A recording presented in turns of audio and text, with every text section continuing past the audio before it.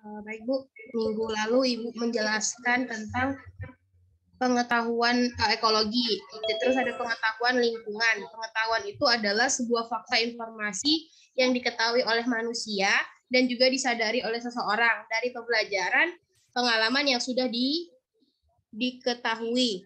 Terus bisa seperti panca indera yang berfungsi untuk merekam fakta yang terjadi.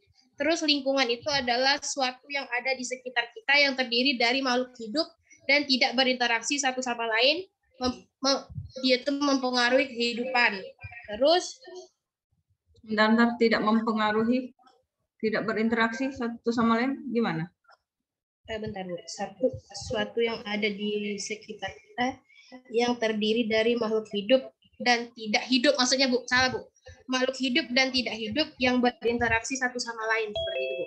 Terus juga ada ekologi itu dari bahasa Yunani, logos atau ilmu sama oikos. Terus ilmu yang mengenai habitat atau interaksi makhluk hidup dengan makhluk hidup atau makhluk hidup dan lingkungan. Makhluk hidup dan lingkungan lainnya. Apalagi? Ekologi itu ada laut, padang rumput, hutan tropika, terus ekosistem itu dasar hutan. Itu Bu, kalau yang saya catat Bu. Yes. Saya minta M. Apriyadi Triputra.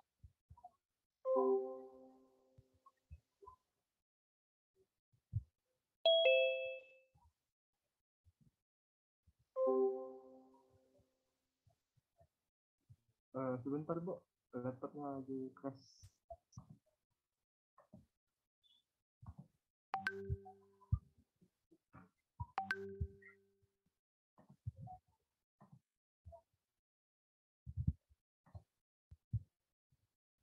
Oke, baiklah Bu.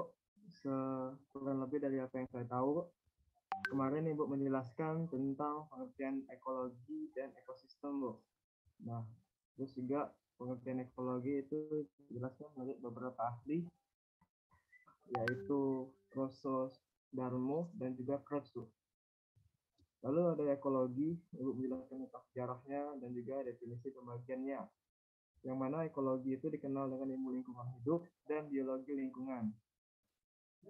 Lalu definisi pembagian ekologi itu adalah pembagian ekologi tumbuhan, ekologi hewan, dan ekologi mikroorganisme.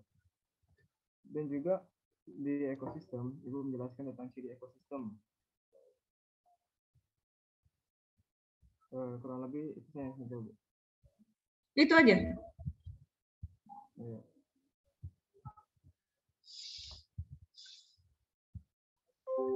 Ayu Uswatun Hasanah.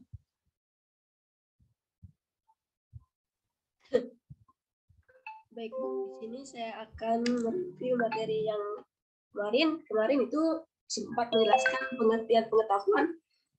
Pengetahuan itu segala informasi yang diketahui manusia dan pengalaman dari pembelajaran yang mereka telah lalui, yang kemudian direkam dan disimpan untuk mengetahui solusinya dan mencari tindakan apa yang dapat dilakukan. Sedangkan lingkungan merupakan segala sesuatu yang di sekitar kita yang terdiri dari makhluk hidup dan tak hidup yang saling berinteraksi satu sama lain yang mempengaruhi perkembangan kehidupan manusia. Contohnya seperti lingkungan tempat tinggal, hutan, danau, dan lain-lain. Selanjutnya yaitu ada pengertian lingkungan. Pengetahuan lingkungan yaitu adalah segala informasi yang diketahui oleh manusia yang didapat melalui pengalaman dan pembelajaran yang mereka alami mengenai segala sesuatu yang ada di sekitar tentang interaksi sesama makhluk hidup dan tak hidup. Selanjutnya ada itu ekologi. Ekologi adalah ilmu yang mempelajari baik interaksi antara makhluk hidup maupun interaksi antara makhluk hidup dan lingkungannya, Bu. Jadi habitat seperti itu, Bu. Nah, kemarin juga ada dijelaskan pengertian ekologi menurut beberapa para ahli. Nah, selanjutnya ekologi ini adalah ilmu yang mempelajari tentang ekosistem juga, Bu. Ekosistem itu merupakan suatu sistem yang saling terkait manusia antara organisme hidup dan organisme tak hidup atau lingkungan, Bu. Saya rasa itu saja, Bu. Terima kasih. Satu lagi.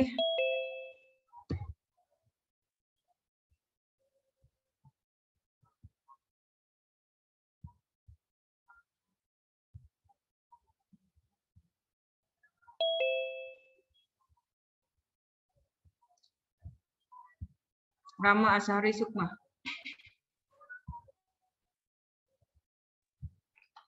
Baik Bu, untuk yang kemarin pengetahuan lingkungan, ilmu yang mengajarkan kita untuk mempelajari tentang lingkungan, serta bagaimana pengaruh terhadap kehidupan umat manusia.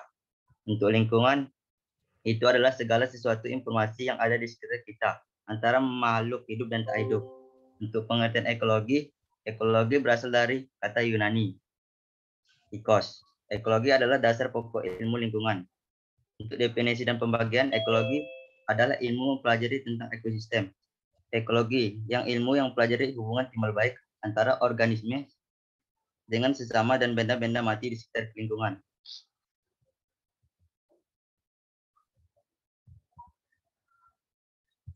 Udah, itu aja. Ya Bu.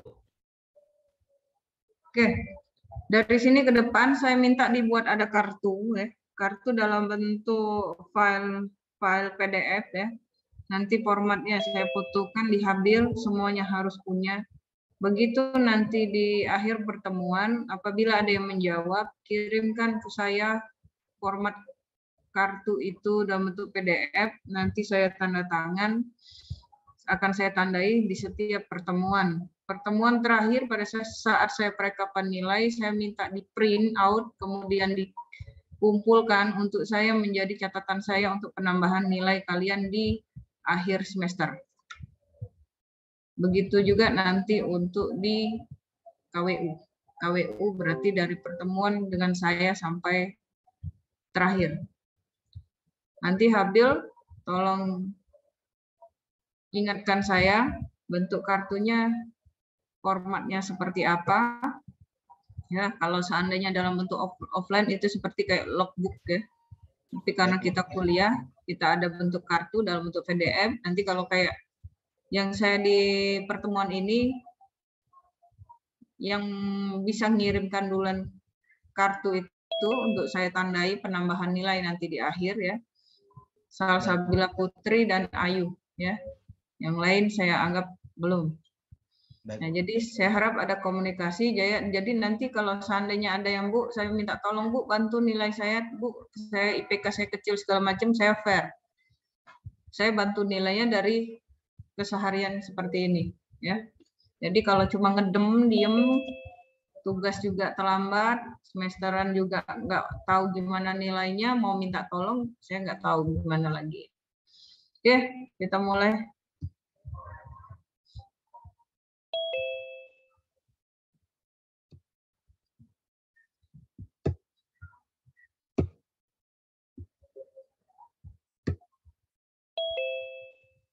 Ada share screen-nya? Ada Bu.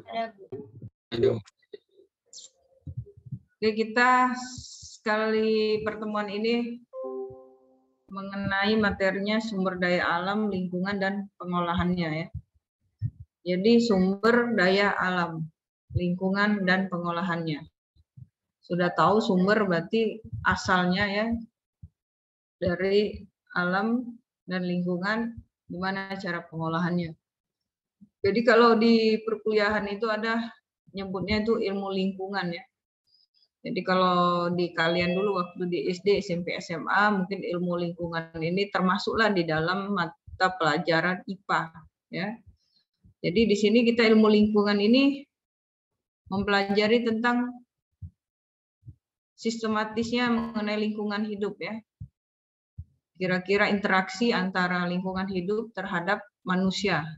Jadi interaksi antara sistematis mengenai lingkungan dan dengan manusia yang berinteraksi, ya. Nah, jadi perbedaan utama ilmu lingkungan dan ekologi itu, ya, terletak dari, mungkin di sini bisa dibaca tentang apa tujuannya, ya, lingkungan dan ekologi. Kalau ilmu lingkungan itu berarti kita spesial memang mempelajari keseluruhan dari isi di sekitar kita itu, dan yang jelas ke siapa pengaruhnya, interaksinya paling utama adalah yaitu manusia, ya. Jadi misi dari pelajaran ini tidak jauh beda, yaitu bagaimana menimbulkan kesadaran ya seorang manusia ini dia bisa menghargai dan bertanggung jawab terhadap lingkungan hidup, terutama untuk kedepannya. Karena seperti kita ketahui, kemarin sudah kita pelajari, baik buruknya yang namanya kondisi isi dunia ini, itu tergantung dari si manusianya. Segarang-garangnya singa, segarang-garangnya harimau, segarang-garangnya yang namanya hewan buas, masih garanglah manusia, masih berbahayalah manusia. Manusia ini otaknya cerdas, ya, motoriknya sebenarnya di mix dengan otaknya itu bisa menghancurkan dunia. Jadi manusia inilah makhluk yang sebenarnya paling bahaya. Hewan dan tumbuhan itu dia tidak punya akal, ya. Dia hanya punya naluri. Nalurinya seperti apa? Kalau dia merasa terganggu, secara nalurinya dia akan membalas atau dia berusaha untuk melindungi dirinya. Tapi manusia, ya, nalurinya ada, akalnya bermain. Nah, akalnya inilah yang kadang bahaya. Kalau ketemu dia akal yang positif, dia akan menjadi manusia yang baik. Tapi kalau akalnya ini, pengaruhnya ini banyaklah negatifnya, orang nggak ganggu, dia yang malah ganggu. Ini manusia yang agak error, negatifnya itu. Kalau hewan, dia tidak akan mengganggu kalau dia tidak diganggu. Bu, gimana Bu, ada harimau menerkam manusia. Sekarang kita kilas balik dulu. Dia menerkam manusia itu kenapa? Lapar. Lapar dia itu karena kenapa? Karena ekologinya, ekosistem di sekitar dia terganggu.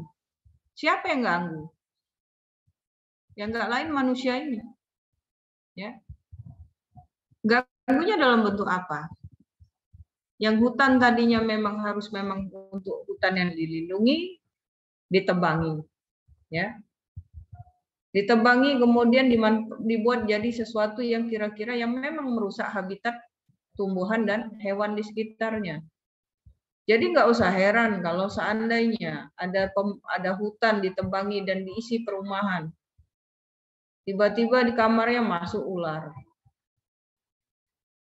Tiba-tiba terdengar suara ngaum malam-malam. Ya kenapa? Memang habitatnya diganggu. Ya. Jadi manusia ini, kalau hewan, kalau dia nggak diganggu, dia nggak akan mengganggu. Mengganggu itu pasti dia karena sudah diganggu duluan. Kalau manusia, kalau dia diganggu pasti balas. Sama juga. Tapi jahilnya manusia, kadang dia yang ganggu duluan. Jahilnya itu ada. Nah, pernah kalian mendengar ada yang namanya zaman jahiliyah, ya, zaman jahiliyah. Jahil. Ya pada masa itu zaman jahiliyah itu manusianya itu pada jahil. Ya. Makanya pada zaman jahiliyah Allah menurunkan nabi-nabi pada masa itu. Untuk apa? Untuk membenahi dan memberi petunjuk manusia-manusia yang jahil itu. Bu, jahillah sekarang. Ya karena kita nggak tahu kehidupan yang lalu. Kalau di Al-Quran kita baca, jahillah zaman dulu. Salah satunya apa yang zaman jahiliyah itu? Mengharamkan adanya bayi wanita. Begitu bayi wanita lahir, langsung dikubur hidup-hidup. Pernah kan kalian dengar cerita itu? Dan mereka pada saat itu, masa itu, mengubur bayinya hidup-hidup, ya merasa itu suatu yang tidak suatu yang aneh. Kalau sekarang terdengar ada yang nyakitin dikit, turun segala yang namanya LSM, perlindungan anak, perlindungan wanita, kemudian segala macam. Ya, zaman dulu jahiliahnya perempuan itu tidak dihargai. Ya, lihat aja sejarah, baca sejarah. Orang itu istrinya bukan 4 zaman dulu, bukan istri nyebutnya, selir. Ya, selir itu tidak resmi dinikahi. Selir raja itu zaman itu, selir bangsawan itu bisa lebih dari 100. 100 itu satu tempat, belum yang tempat yang lain. Nah, pada masa itulah Nabi didatangkan, diturunkan untuk membenahi yang seperti itu. Zaman sekarang, dengar aturan Al-Quran 4 aja udah ngamuk semua orang. Ya. Tapi kenapa pada masa itu jadinya 4? Karena masa itu, pada masa jahiliyah, wanita itu diperlakukan semena-mena.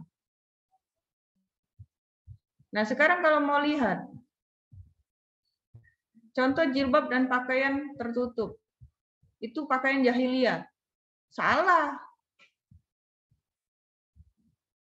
Pakaian zaman jahiliyah itu kebuka. Ya. Lambat laun baru yang namanya tertutup.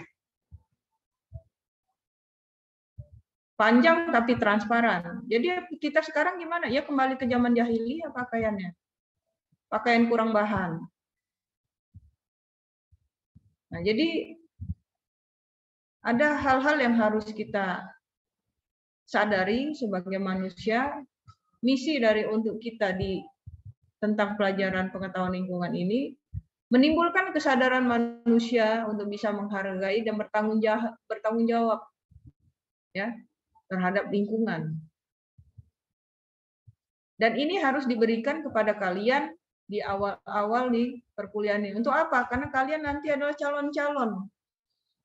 calon-calon anak bangsa yang akan meneruskan kehidupan di muka dunia ini dan menjadi seorang pemutus suatu keputusan besar, sehingga kalian diharapkan jangan salah langkah dalam membuat keputusan itu dan bisa merugikan orang banyak dan lingkungan sekitar. Ya. Nah, di Indonesia masalah lingkungan ini muncul pada tahun 1960-an. Jadi kalau sebenarnya sebelum ini juga udah ada. Tapi sebelum tahun 1960, kita masih periode yang namanya kondisi baru selesai berjuang lah, dijajah. Boro-boro mau mikirin masalah lingkungan. Bisa hidup aja zaman sebelum itu aja udah alhamdulillah. Yang namanya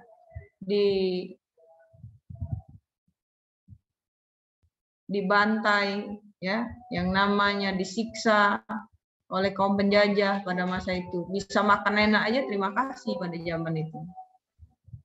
Nah, jadi setelah kondisi tahun 1960-an mulai bangsa Indonesia menata diri, mulailah melihat ada masalah lingkungan yang hidup muncul.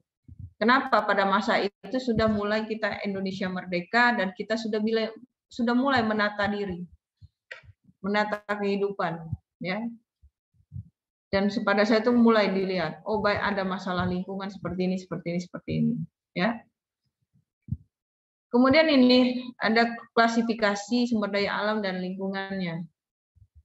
Jadi klasifikasi ini adalah pengelompokan, ya. Secara struktural ekosistem itu terdiri dari komponen biotik dan abiotik. Kemarin sudah kita pelajari biotik itu apa, abiotik itu apa, ya. Dan komponen ini saling berinteraksi dan mempengaruhi satu sama lain. Sudah juga kemarin kita bahas ini.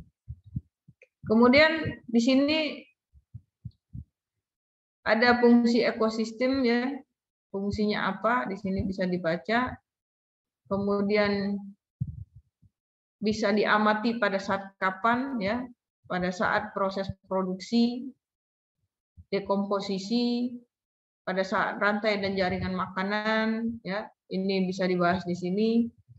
Ini kilas balik aja, mungkin udah pernah dapat di SMA, di SMP, ya. Sekarang ada sumber energi di sini.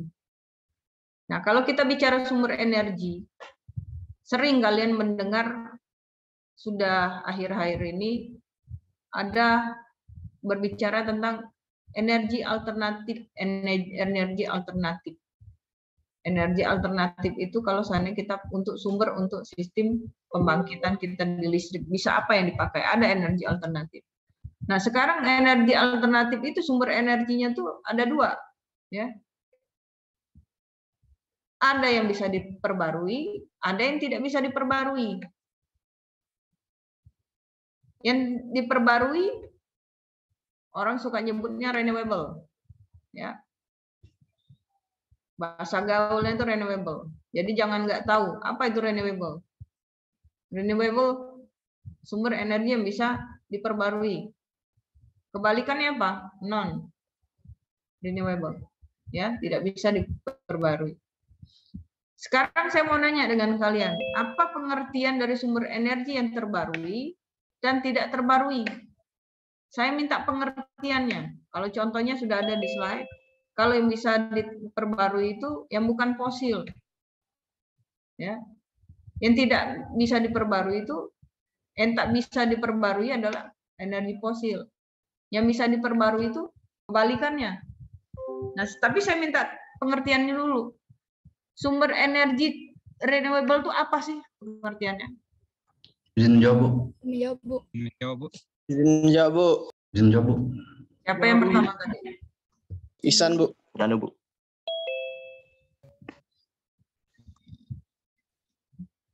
Coba kasih jempol aja jadi saya bisa milih yang mau jawab.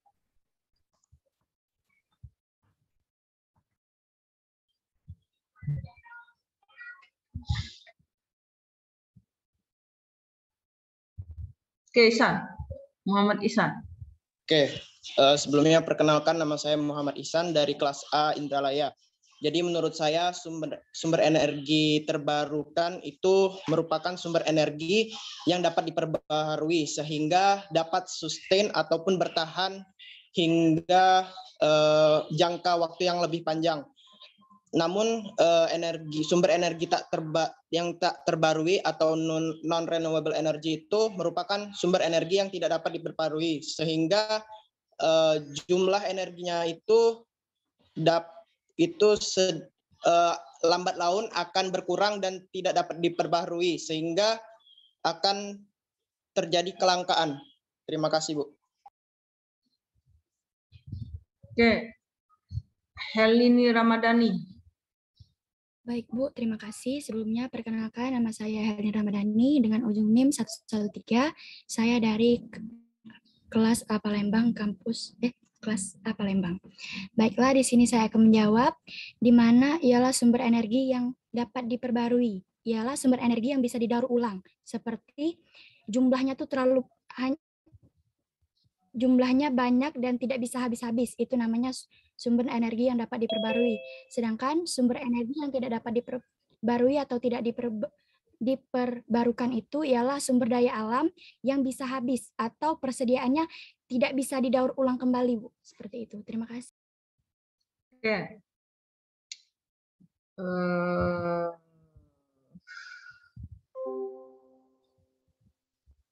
Rolis. Baik, Bu, terima kasih atas kesempatannya. Perkenalkan, nama saya Rolis Diantara dengan NIM 060 P Indralaya. Menurut saya sendiri, energi terbarukan atau energi yang dapat diperbarui itu adalah energi yang berasal dari proses alam yang berkelanjutan, seperti tenaga surya yang tidak dapat habis, Bu, seperti oksigen atau juga arus air dan proses biologi ataupun dari panas bumi. Sedangkan energi yang tak terbarukan itu adalah energi yang berasal dari alam, namun waktu pembentukannya itu sangat lama seperti fosil, Bu. Yang seperti ini minyak yang itu pembentukannya dari fosil, pembentukannya itu bisa mencapai jutaan tahun. Nah, dan juga energi yang tak terbarukan ini disebut begini karena ya karena begitu tadi, Bu, untuk apa namanya? Untuk proses pembentukannya itu sangat lama dan untuk menggantikannya, Bu. Oke. Raise hand-nya Opkan yang sudah menjawab cukup 1 kali dalam 1 pertemuan. Nanti kalau ada session lagi cukup yang belum saja, yang sudah ini berarti 3 tadi termasuk Salsabila Putri dan Ayu, udah 5 orang berarti di session pertemuan ini. Opkan semua raise hand, kita lanjut lagi. Jadi simple aja ya. Sumber energi itu ada 2 ya, terbarui, renewable dan non renewable. Jadi kalau untuk renewable apabila digunakan terus-menerus itu bisa diperbarui. Ya. Apabila dipakai terus-menerus bisa diperbarui. Contohnya apa? Udah tadi dijelaskan kayak sinar matahari, air ya. Kan kita gunakan tiap hari. Tapi bisa diperbarui terus-menerus. Nah, ada yang non renewable. Tidak bisa diperbarui, yaitu sumber energi yang apabila kita gunakan terus-menerus itu tidak bisa diperbarui, ya. Tidak bisa diperbarui karena dia untuk bisa memperbarui itu dia membutuhkan waktu yang tidak singkat, ya. Bisa berjuta-juta tahun. Nah, mau menunggu berjuta-juta tahun, umur manusia sekarang ini bisa nyampe 60 aja, terima kasih. Ya. Bisa nyampe 60. Apalagi dengan kondisi kita sekarang. Sudah amat jarang menemukan orang yang panjang umur. Yang umur meninggal itu di atas 90 ke atas, 80 ke atas, sudah langka. Kalau kamu dengar di masjid pengumuman si Anu meninggal umur 50 sekian, si Anu meninggal umur 40 sekian, si Anu meninggal umur 30 sekian. Ya, mau menunggu proses jutaan tahun itu bukan hal yang bukan duit jutaan kita kerja dapeti uang duit jutaan aja susah, apalagi nunggu waktu mau jutaan nggak ketunggu lagi. Ya. Nah sekarang kita bahas di sini. Di sini ada bukan fosil, energi fosil. Nah sekarang fosil udah tahu pengertiannya apa. Tapi saya mau nanya, pertanyaan saya 1. Apa yang dimaksud dengan energi fosil? 2. Apa beda batu bara dan minyak bumi? Raise hand.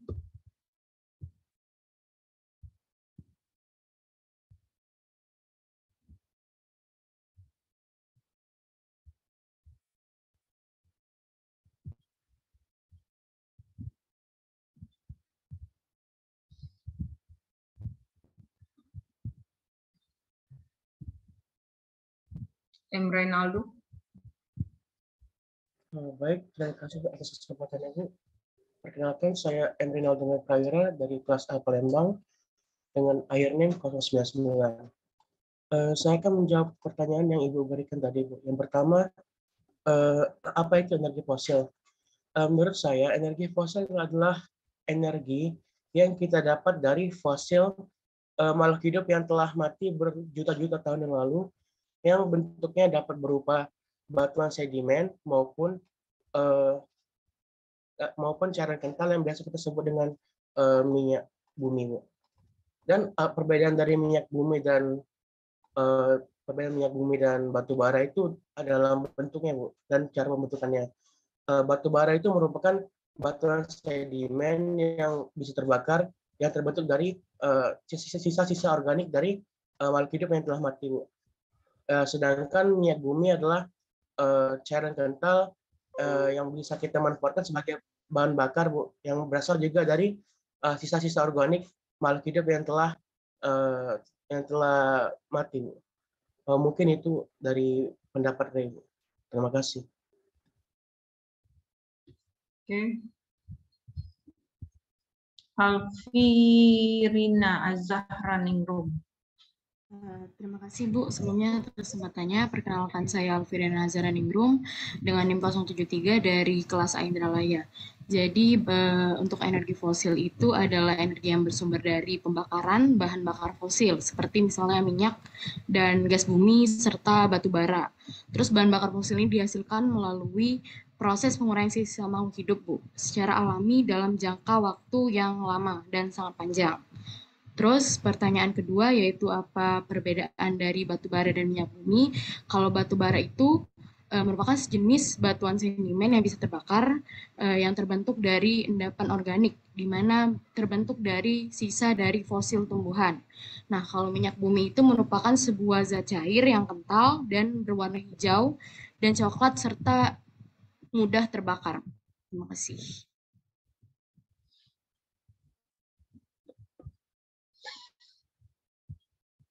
Hari. Baik, Bu. Kami coba menjelaskan energi fosil adalah energi yang terbentuk dari penguraian makhluk hidup yang telah punah berjuta tahun yang lalu dan terbentuk karena dan biasanya terbenam di dasar bumi.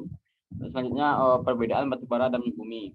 Perbedaannya sangat jelas dari warnanya, Bu. Kalau warna minyak bumi berwarna coklat dan gelap dan cair. Sedangkan untuk batu bara berwarna gelap dan terbuat dari sedimen batu. Itu saja, Bu.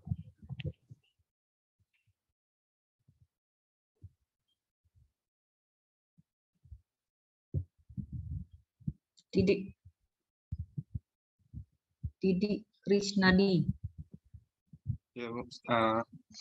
Jadi kalau untuk batu bara itu, Bu, terbuat dari hasil fosil tumbuhan, Bu, yang telah melalui proses pembatuan. Nah, batunya tersebut bisa terbakar karena terdapat campuran seperti campuran organik lainnya, Bu, yang bisa membuatnya terbakar tersebut, Bu. Nah, sedangkan kalau minyak bumi tadi, itu tuh cairan yang terbentuk dari hasil fosil, tapi dari hewan, Bu. Dari hewan. Nah, cairannya tuh kental dan mudah terbakar juga, Bu. Karena ada unsur lainnya juga yang dapat membuatnya terbakar. Fosil apa?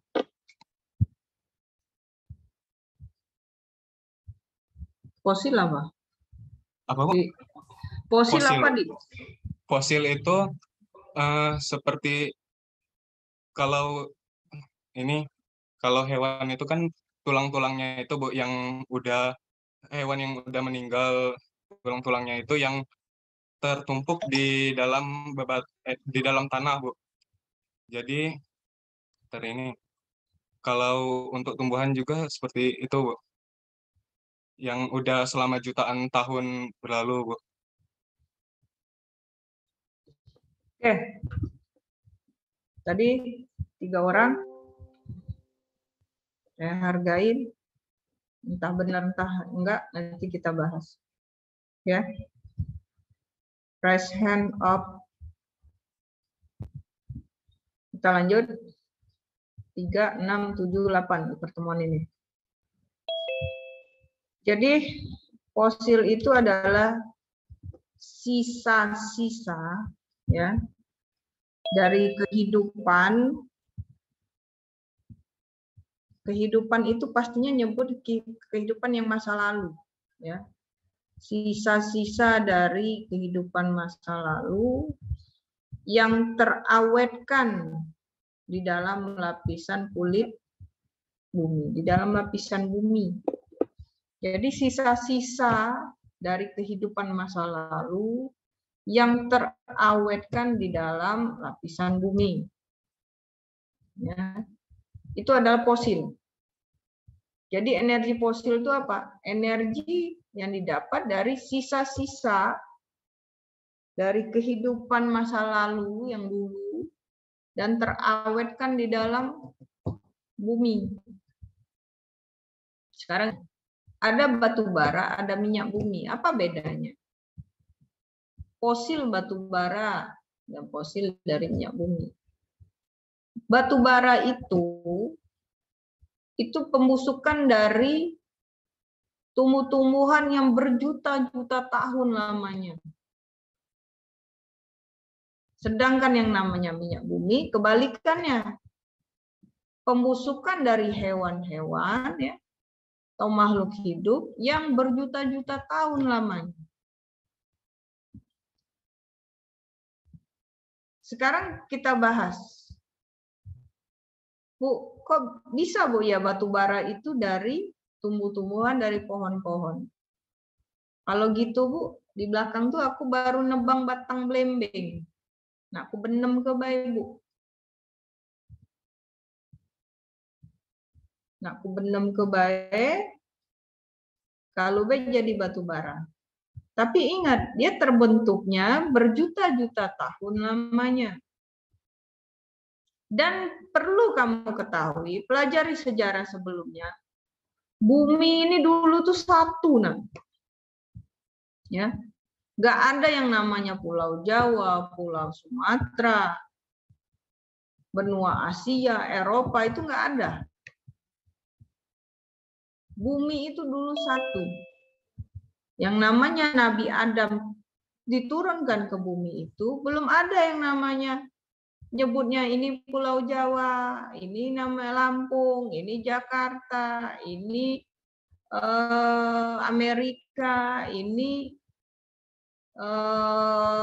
Kuwait, belum ada. Nabi Adam itu badannya besar. Dulu manusia itu badannya besar-besar.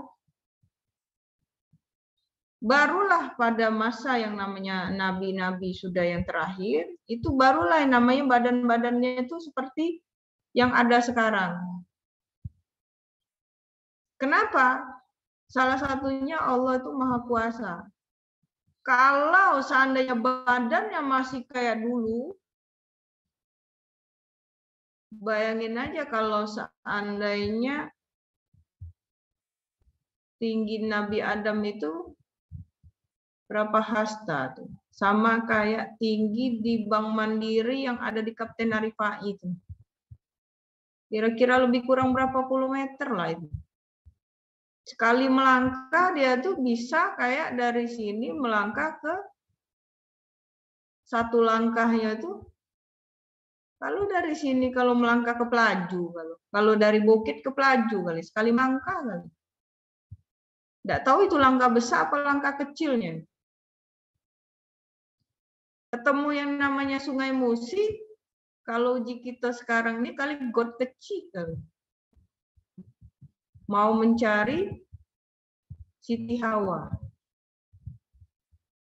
Kamu lihatlah yang kalau kamu pernah ke museum di Museum Purbakala di Bandung, ada itu dinosaurus, ya. Dinosaurusnya itu tulang belulangnya disusun. Kamu tegak di bawah itu, nyungak ke pucuk, jauh.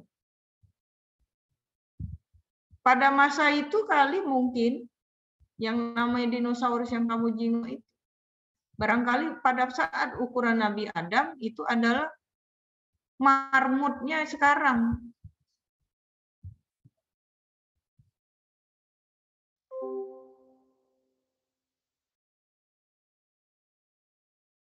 Marmut sekarang ini yang kamu pegang, kamu bayangkan pada masa itu badan manusia itu sekecil-kecil kita ini, enggak.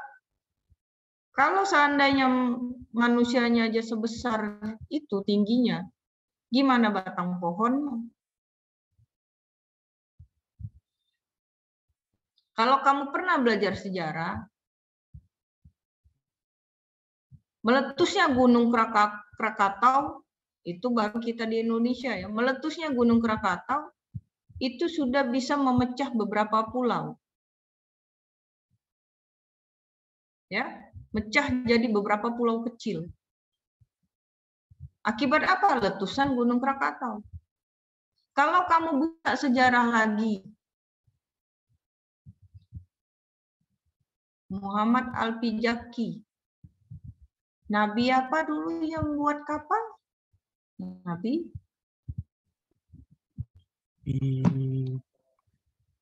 apa? Yang buat kapal? Ya, Jaki. Nabi Nuh, Bu. Nabi Nuh. Pada saat zaman Nabi Nuh itu, banjir besar. Dinaikkan semua ke dalam kapal itu, satu hewan, satu pasang. Tidak terbayang, Bu, ada gajah sepasang dalam itu, ada ulo sepasang, ada cicak sepasang, ada harimau sepasang, ada gajah sepasang. Bisa dibayang ke? Tapi itu ada dalam Al-Quran.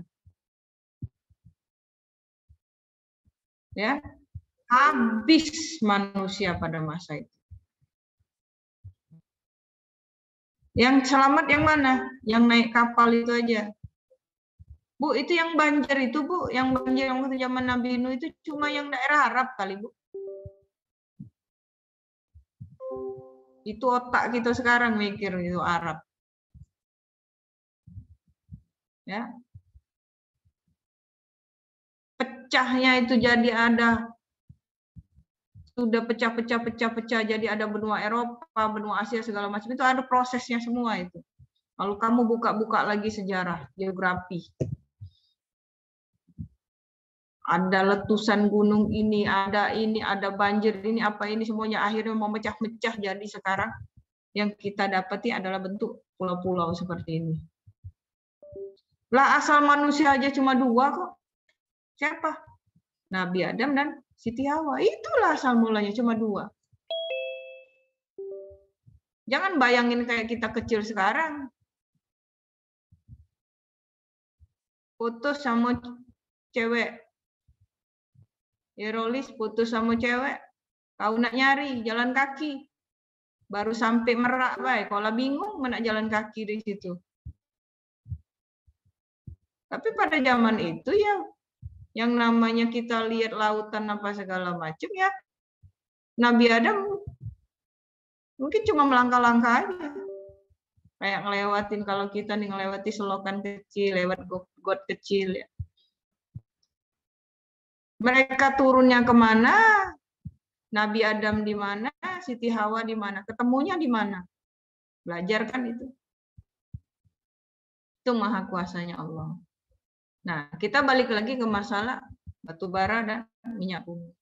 Karena proses itulah ada yang namanya fosil-fosil yang dari kehidupan masa lalu itu ya, sisa-sisa kehidupan dari masa lalu itu terbenam di dalam bumi. Sehingga membentuk fosil, ada yang jadi batu bara, ada yang jadi minyak bumi. Bu, pantaslah Bu, minyak bumi itu banyaklah di Arab sana. Caknya kehidupannya tuh mulainya dari Arab sana, Bu. Wallahu a'lam bishawab. Sejarah itu di Al-Quran tuh banyak di wilayah Arab sana. Jadi kalau dulu Arab itu adalah negara yang miskin. Miskin itu Arab.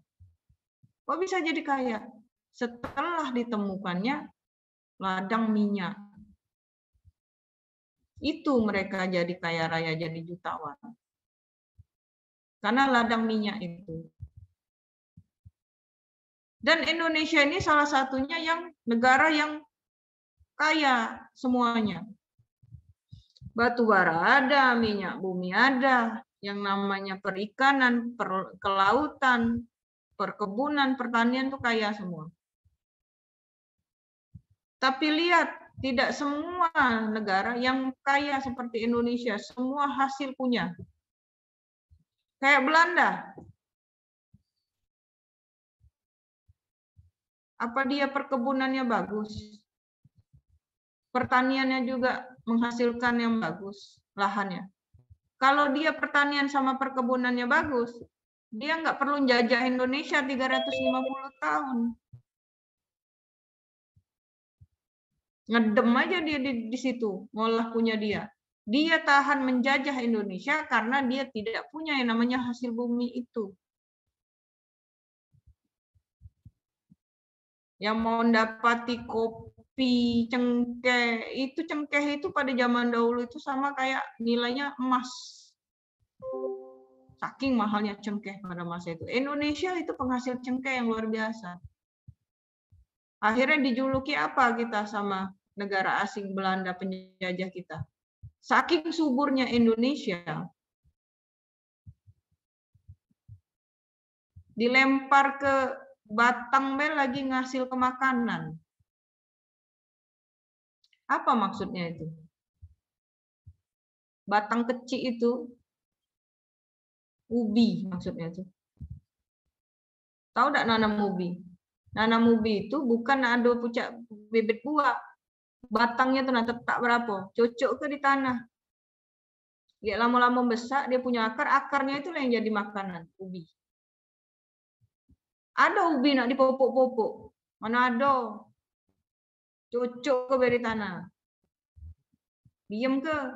Taunya jadi. Panen, dimakan, lemak. Nak dimakan mak itulah digoreng jadi, diparut lemak, segala lemak. Ubi. Batang pisang sama baik, tak ditanam tuh dewek dia kalau ada bibit sikok. Sikok bibitnya. Nyebar. Cuma itulah penyakit kalau batang pisang. Kalau dia sudah sekali dipanen, pasti batangnya roboh. Bukan cak mangga, berbuah lagi bukan. Batang itu satu, kalau dia sudah berbuah, dia pasti roboh. Nah, anaknya bakal tumbuh di sebelah-sebelahnya anaknya. Nah, batang yang roboh tadi akan meninggalkan bongkahan atau lubang di tanah. Lubang besar di tanah. Nah, lubang inilah yang bahaya. Yang namanya sejenis ulo dan adik-beradiknya adem di dalam lubang itu. Karena berlubang besar, kan yang namanya batang pisang itu kan kalau roboh blek dia ngangkat akarnya. Jangan coba-coba nanam batang pisang di dekat tembok pagar. Roboh pagar kamu. Batang pisang itu caidak lembut, hijau, adem nyingoknya, tapi buat roboh. Nah itulah. Pecak lemak di jingok, lembut, dingin, adem, ternyata pacak ngeroboh ke. Hati-hati kalau ada batang, kalau nak nanam batang pisang, jangan di dekat yang namanya tembok pagar atau dinding rumah. Pacak terangkat pondasi pagar, ya. Lembut itu, penjingokannya lembut.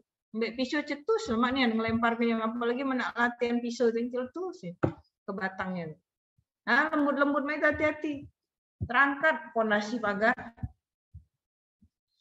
Nah, jadi kalau kita kembali ke sejarah, membayangkan namanya batu bara dan minyak bumi, terbentuknya jutaan tahun. Kalau yang terbenam di dalam tanah itu, di dalam lapisan bumi itu, makhluk besar-besar,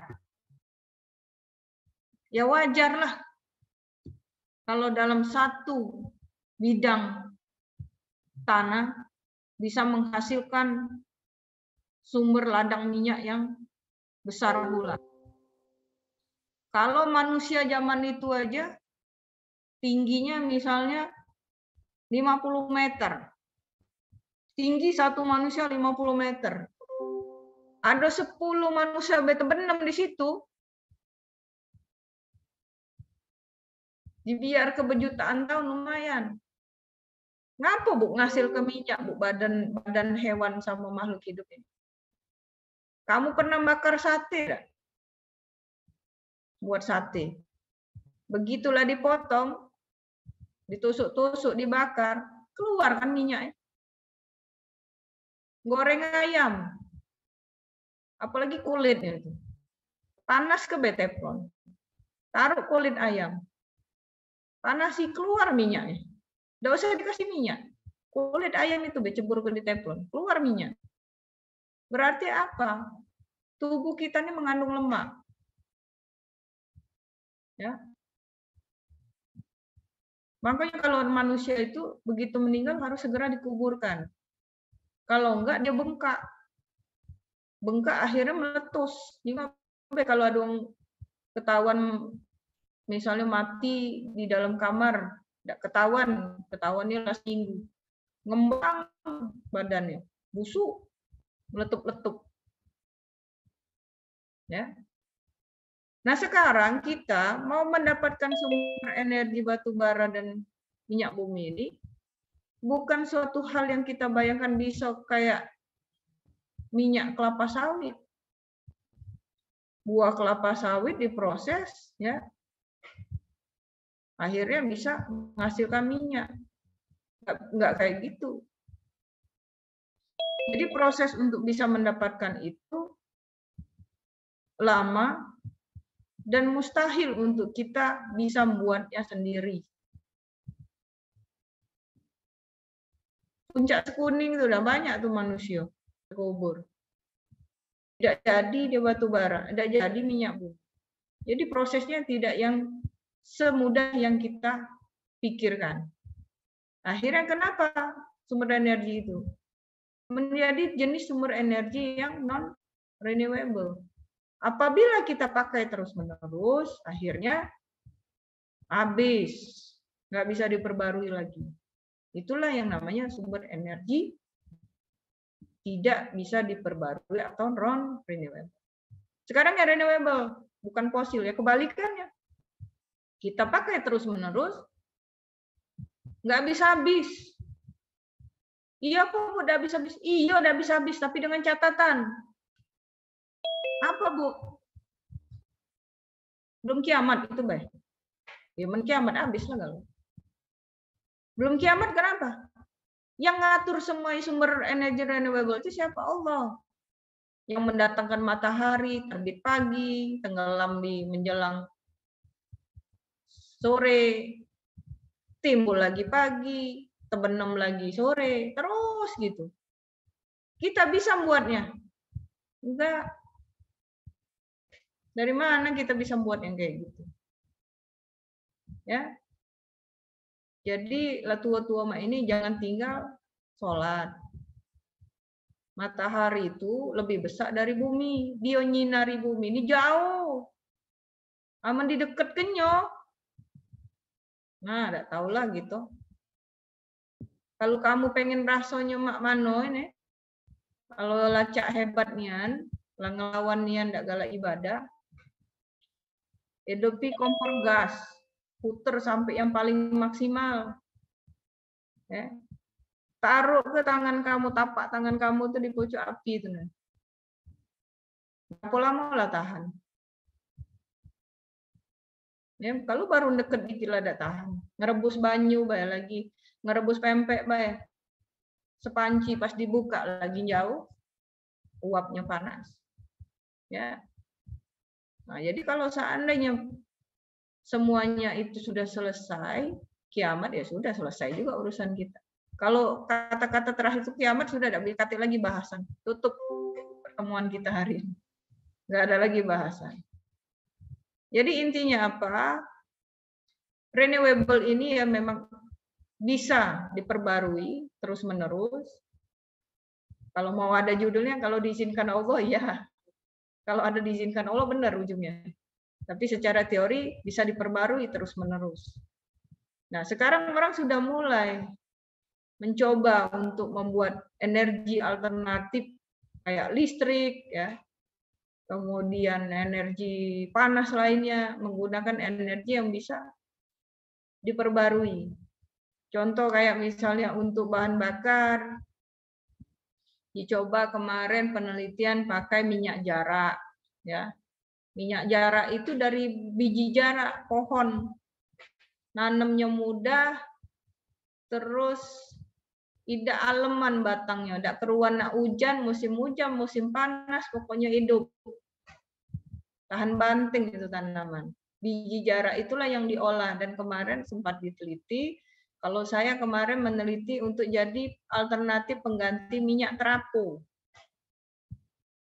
Sebenarnya kalau saya mau terusin itu syarat untuk minyak terapu itu ada 14. Jadi untuk kita membuat minyak terapu itu ada 14 item yang harus diteliti. Salah satunya yang mungkin saya bisa ini ada viskositasnya. Viskositas itu kekentalan. Jadi untuk syarat untuk jadi kekentalannya nilainya sekian. Waktu kita biji jarak itu jadi minyak, kekentalannya misalnya 10. Sedangkan untuk jadi minyak terapu, kekentalannya harus di bawah 1. Nah, gimana dari 10 ini harus diturunkan jadi 1. Nah, ini yang namanya riset. Kayak gitu namanya. Itu baru 1 item. Sedangkan masih ada 14 item yang sehingga dia bisa jadi syarat untuk minyak terapu. Kemarin saya sudah sampai 7 item. 7 poin syarat itu kemarin sudah saya laksanakan. Tapi saya stop penelitiannya. Karena terjadi perdebatan yang luar biasa. Seorang dosen elektro meneliti minyak untuk alternatif minyak terapu. Karena dianggap dosen elektro itu berbicara masalah teknik kimia. Prosesnya memang secara kimia, mau nggak mau pasti kimia. Tapi nilai akhirnya apa yang kita butuhkan untuk syarat di minyak terapu. Daripada pusing-pusing, udah stop. Gitulah kadang-kadang di kita Indonesia ini, yang namanya orang-orang pinter di Indonesia, kebanyakan akhirnya ngabdinya kemana? Keluar. Kembali lagi ke luar negeri. Nggak mau balik ke Indonesia. Kenapa? Karena penghargaan di Indonesia ini terhadap peneliti-peneliti atau orang-orang pinter itu kurang. Jadi apapun yang sudah dihasilkan orang Indonesia, tidak dihargai di Indonesia, dijual di luar negeri, laku. Akhirnya dihak patenkan oleh orang luar negeri. Dijual di Indonesia. Kita yang menikmati yang sudah jadinya. Padahal kalau bisa kita yang memproduksinya, hak patennya bisa di Indonesia. Ini yang kadang sesuatu hal yang menyedihkan di Indonesia ini. Ya. Sekarang kita lanjut. Ini ada bicara masalah komunitas ya, karakter umum karena komunitas, populasi, faktor keseimbangan populasi ya. Jadi populasi ini mempengaruhi yang namanya habitat. Habitat ini yaitu sudah masuk dalam ekosistem. Oh iya, populasi itu apa? Raise hand on. Apri Mifa apa itu? Menjawab, kenapa nama saya Apri Himanda ada dengan NIM 001. Jadi menurut saya populasi itu sekumpulan individu yang berkelompok itu. Populasi. Populasi itu.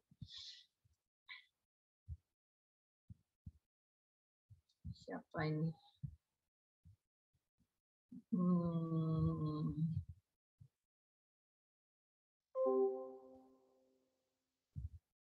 Raise hand.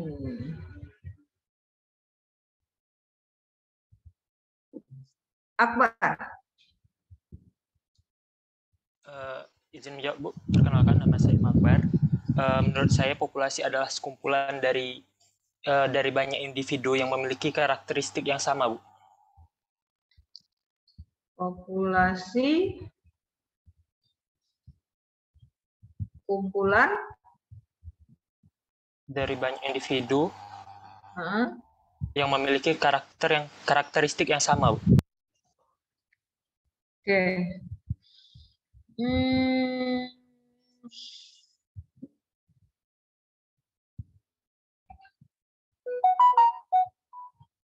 Damai Tesalonika Tampu Bolon. Bagus banget namanya. Baik, terima kasih Bu atas kesempatannya. Nama saya Damai Tesonika Tampu Bolon. Saya dari kelas A Indralaya.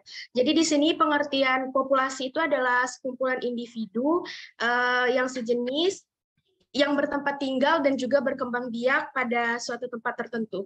Terima kasih Bu. Oke, Tampu Bolon ini Medan ya? Iya Bu. Iya. Kakak ipar saya Simbolon. Opung saya Simbolon. Oh, Simbolon. Kakak ipar saya Simbolon, tapi sudah mendahului di bulan Agustus kemarin. Turut berduka cita, Bu. Nah. Oke, jadi populasi itu adalah sekelompok, ya. Sekelompok yang berkumpul pada suatu tempat. Dia mempunyai karakter tertentu, ya. Nah, kelompok ini, rise hand of kelompok ini berkumpul pada suatu tempat sehingga membentuk suatu habitat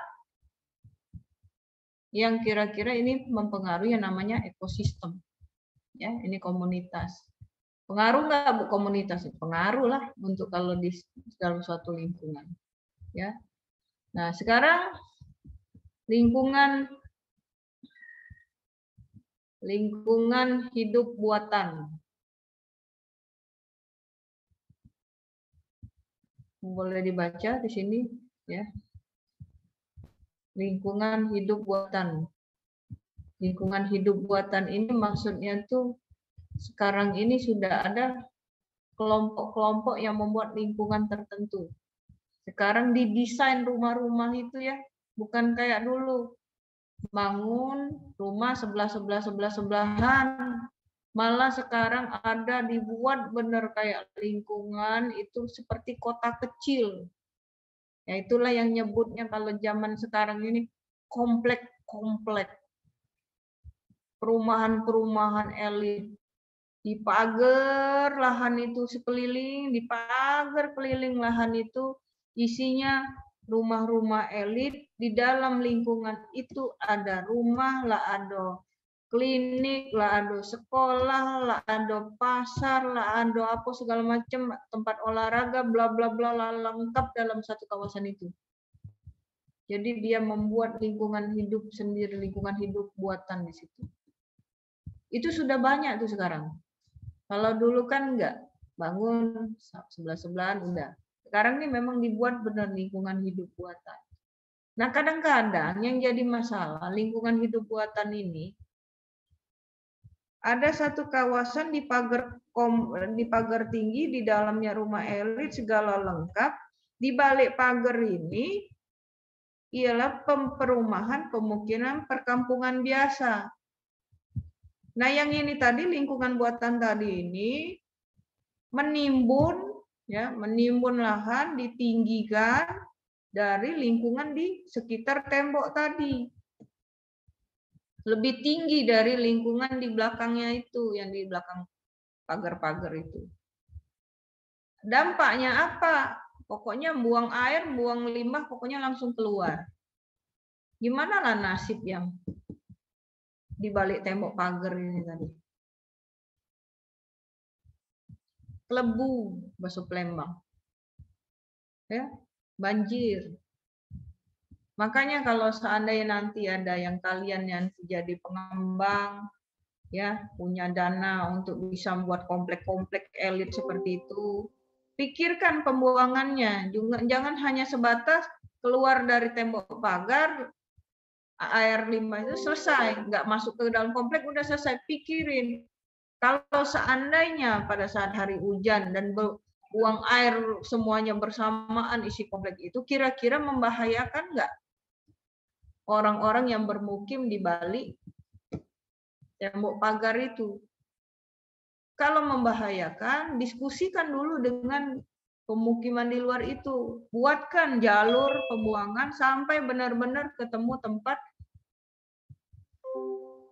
sungai kecil yang memang tempat untuk bisa menampung air-air dari yang dihasilkan dari manusia-manusia di dalam komplek dan sekitarannya tadi. Jangan sebatas keluar dari pagar, selesai. Yang di balik pagar kelebu.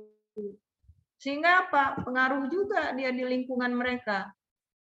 Kotor, ya, bau, akhirnya mau dapat air bersih mereka susah, ya. Jadi itu yang perlu dipikirkan, ya. Pengelolaan lingkungan,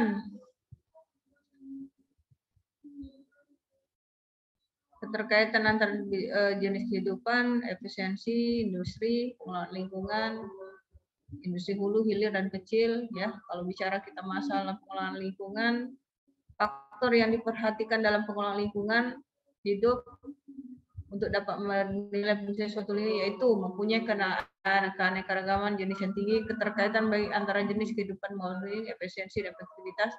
Ini baca aja lah. Permasalahan sumber daya alam, ya. Permasalahan ketersediaan dan penggunaan yang tidak merata. Nah ini, ya, sumber daya alam ini ketersediaan dan penggunaan yang tidak merata. Ada nggak yang terasa? Sekarang mau dapat air bersih itu di daerah kamu sulit. Ada di daerah lain 24 jam. Hidup terus. Ada nggak, Rido? Kayak gitu.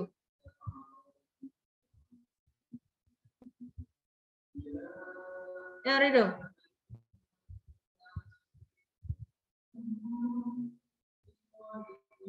Ngomong, Rido. Hidupin dulu mic tuh, baru ngomong.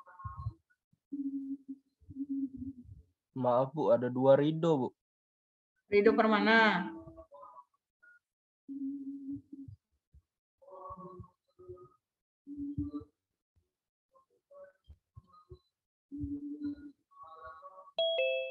Nah, Monian.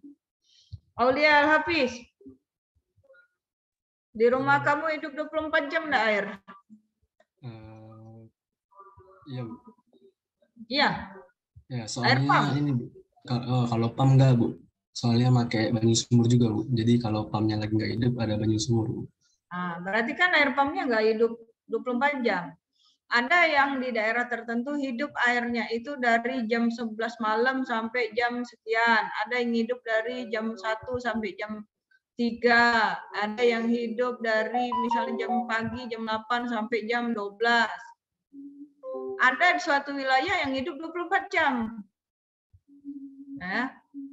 Nah, itu contoh air aja ya. Contoh air. Bu, yang hidup 24 jam? Ada lah, yang jelas bukan di daerah yang misalnya komplek yang gimana. Ada suatu komplek yang bisa mendapatkan sumber daya air itu yang bisa 24 jam. Ya lain pula mungkin daerah wilayahnya. Ya, kalau saya di rumah alhamdulillah air sumur, terima kasih benar rezeki itu ya.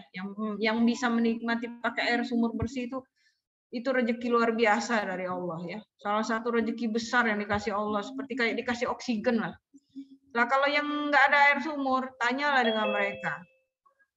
Mau mandi, mau nyuci, mau apa, mereka harus pakai air pump. Itu bayar per bulan. Nah, kalau pakai air sumur, nggak ada kita bayar dengan Pak RT. Enggak lah, sumur-sumur kita di rumah, masa mau bayar dengan Pak RT? 24 jam hidup ini, menikmati air sumur. Kalau mau hitung-hitungan, bayar berapa mestinya kalau kayak pump. Nah, sekarang gantinya apa kita bayar air sumur itu?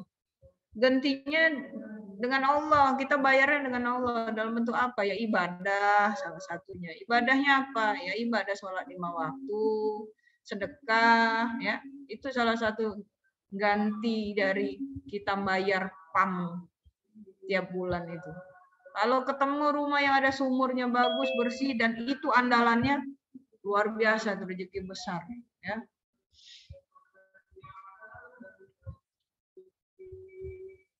Sumber daya alam terbaru, sumber daya lahan dan hutan, ini bisa dibaca di sini.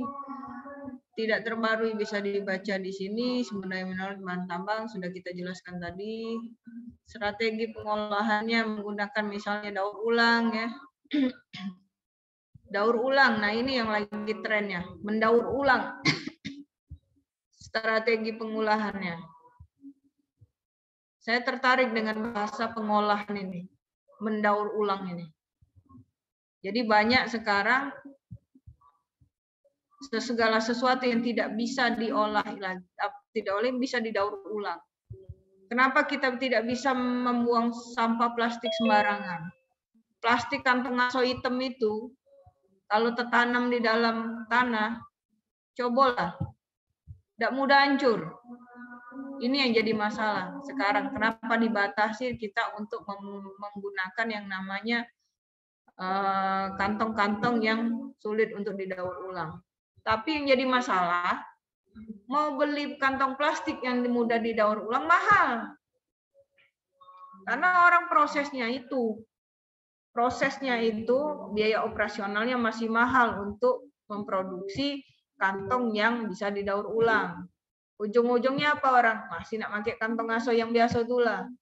Selain murah, ya berejolah mentebuang. Ya. Nah, jadi salah satunya yang pengamanan sering dilakukan adalah dibakar. Ya, dibakar yang namanya botol-botol plastik segala macam.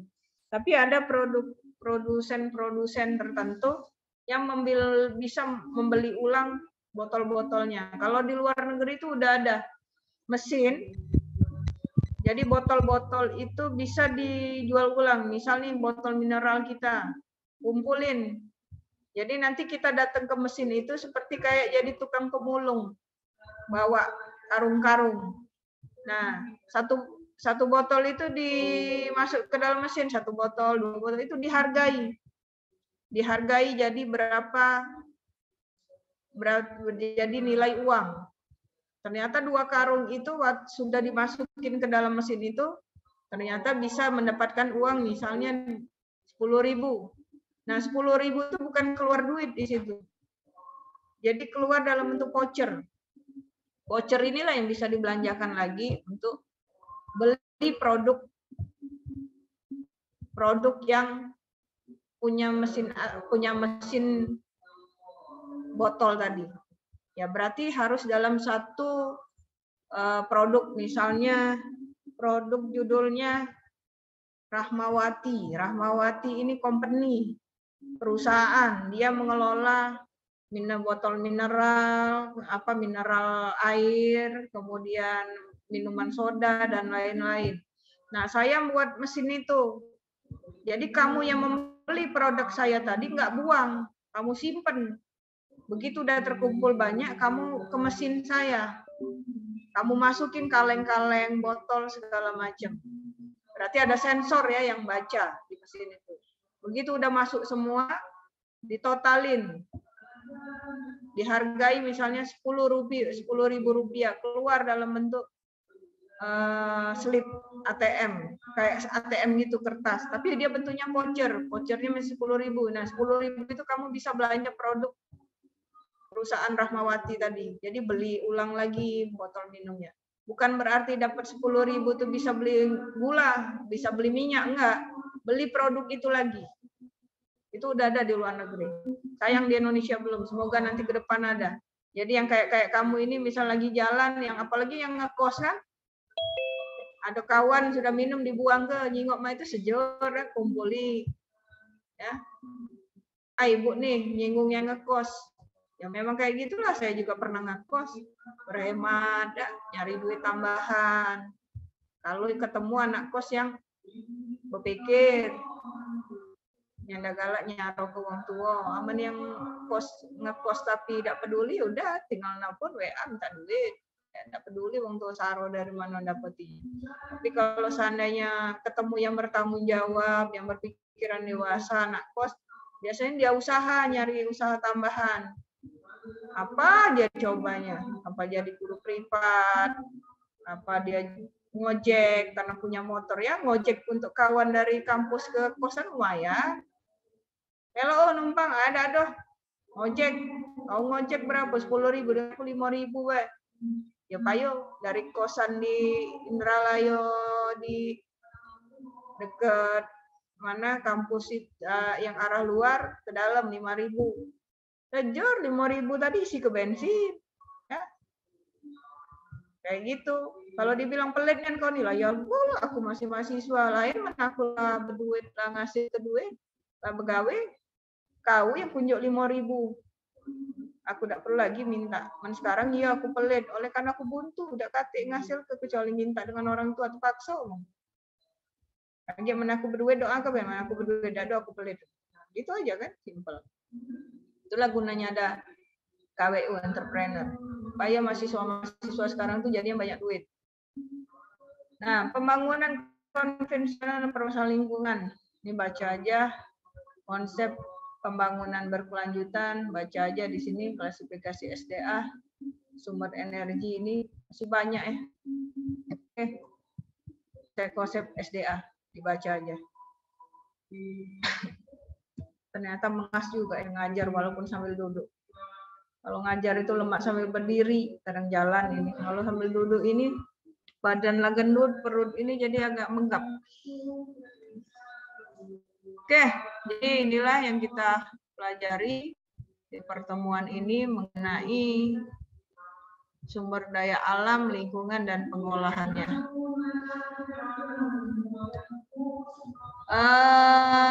Saya minta buat video ya, video pengolahan limbah. Saya minta per kelas saja, per kelas satu video. Tapi videonya buat sendiri dengan konsep ngolah limbah apa, ya. Misal limbah sampah rumah tangga diolah jadi apa? Misalnya sampah rumah tangga yang bentuk yang tidak mudah diolah kayak kantong plastik atau apa dijadiin apa? Nah, saya minta dalam satu kelas itu minimal ada 3 lah pengolahan limbah, tapi dalam bentuk video, ya. Saya benar-benar minta dalam bentuk video, videonya durasinya 15 menit, dan saya minta kayak di depannya itu diedit tugas apa pengolahan limbah apa gitu, kemudian ada editornya siapa, pengarang naskahnya siapa, kayak gitu dibuat diedit benar. Saya kasih waktu 1 bulan untuk ngerjainnya, durasi 15 menit ya. Dan saya minta dalam bentuk yang memang konsep yang bagus ya. Nanti ada yang bicaranya, dan saya minta dibuat dalam tempat terbuka ya, terbuka yang memang latarnya misalnya ada pohon-pohon hijau ya. Karena kondisi sekarang kalian udah ngumpul, ini yang kemarin di Atiasa kan? Iya, Bu. Ini angkatan yang di Atiasa, berarti udah kumpul semua. Saya pengen 2 tahun kalian, 1,5 tahun lah kalian udah nggak ketemu, nggak ada komunikasi. Begitu ada masa ketemu seperti ini, coba mengakrabkan diri kalian, ya. Mengakrabkan dirinya seperti apa? Dengan bentuk kerjasama kelompok. Kalau lagi kerjasama kelompok ini ketahuan, yang mana kawan yang kira-kira bisa diajak kerjasama, mana yang nak lemak dewek, ketahuan nggak lo kayak di situ. Ya, saya minta 1 kelas 1 video durasi 15 menit dan dibuat dalam seperti konsep seperti film benar. Ya. Film di situ misalnya judulnya apa, kemudian misalnya bagian editing, sutradara apa bla bla bla. Saya taunya saya berani nyuruh kalian gini kenapa? Waktu SMA kalian sudah ada disuruh buat tugas seperti itu, benar nggak? Kalau zamanan saya enggak. Tapi zamanan kalian itu di SMA itu sudah disuruh buat video apa gitu. Saya tahunya dari anak-anak saya ini yang sekarang SMA. Oh gitu sekarang ya. Iya Bu, harus ini gini, malah dibuat ada yang sutradaranya. Oh bagus berarti. Tunggulah kamu mahasiswa kaget. Tunjuk tugas ini. Enggak lagi ku ajari berarti lah pintar. Termasuklah kalian berarti. Oke. Jadi itu yang saya minta. 1 bulan ya Habil ingetin. Berarti kelas A, kelas B Indralaya 2 video. Kelas A, kelas B Palembang 2 video, berarti 4 video angkatan ini ya. 4 video. Terakhir nanti saya minta, saya lihat dulu. Nanti kita upload di YouTube atau di mana yang nanti ada web Fakultas Teknik atau apa nanti. Ya, saya lihat dulu. Biar ada kenang-kenangan. Oke. Berapa lama saya habis kuliah? Ini jam berapa sekarang? 11.45 Bu. Sudah lewat 2 SKS Bu. Boleh 2 SKS, tidak apa-apa lah, lebih dikit. Kemarin kan nggak kuliah. Oke. Nah, yang masalah logo KWU, kemarin saya minta ya, yang kelas Indralaya ya. Nanti saya buatin link e-learning-nya.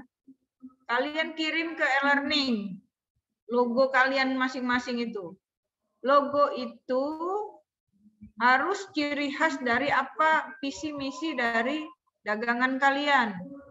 Bentuknya apa, itu harus ada artinya. Jangan nggak ada arti sekedar gambar-gambar ngedesain. Warnanya juga apa.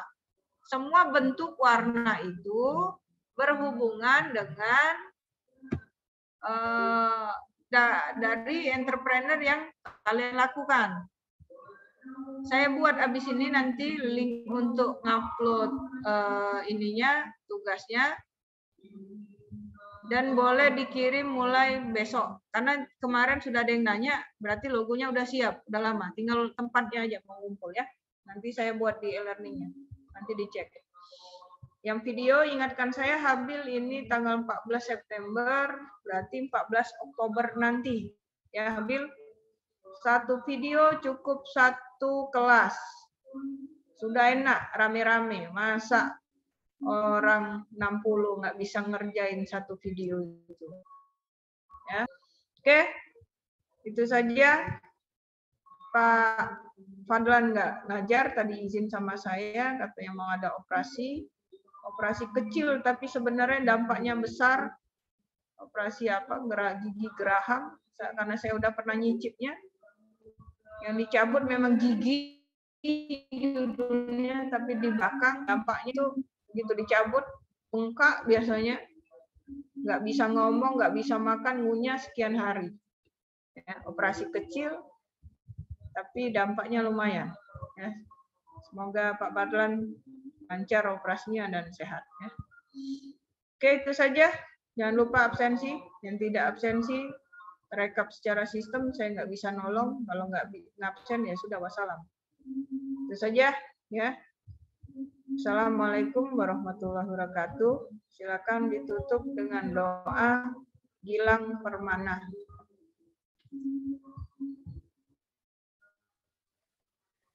Baiklah. Assalamualaikum warahmatullahi wabarakatuh. Untuk mengakhiri pembelajaran kita pada hari ini, baiknya kita berdoa beragama dan kepercayaan masing-masing agar ilmu yang kita pelajari pada hari ini bisa bermanfaat untuk kita dan bisa diterapkan di suatu hari nanti. Berdoa dimulai.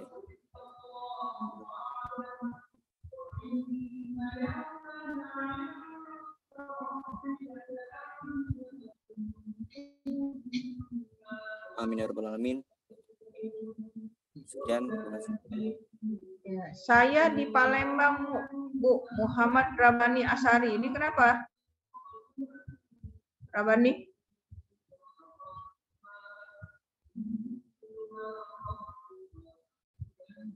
Habil, habis ini kamu WA saya ya, saya buat format untuk kartu tadi ya. Baik Bu. Dalam bentuk file PDF, jadi setiap pertemuan saya tinggal tanda tangan. Tadi orang berapa tadi? 8 ya? 3, Ya, 6. Bu, kurang lebih orang 8 Bu. Ya, yang tadi ya. Oke, saya tunggu. Habil, nanti tinggal dibuat dan langsung kirim ke saya. Kirimnya kumpul ke Habil, nanti Habil cukup kirim ke saya perwakilan aja, nggak usah kirim satu-satu ke saya. Ya, Bil? Ya Bu, nanti Habil minta format dengan Ibu dulu Bu. Ya, formatnya dulu, nanti baru ke mereka, baru nanti ke saya. Baik Bu. Oke, itu aja ya, itu sekalian jadi absensi yang langsung bagi saya. Yuk, Baik, Bu. terima kasih. Assalamualaikum warahmatullahi wabarakatuh. Waalaikumsalam. Waalaikumsalam warahmatullahi wabarakatuh. Terima kasih, Bu. Screenshot sudah? Tadi pas di awal sudah, Bu. Sudah. Ini 102. Yang tadi berapa tadi? 104, Bu, kurang lebih, Bu. War 2 berarti. Oke, itu aja ya. Yuk. Ya, Bu.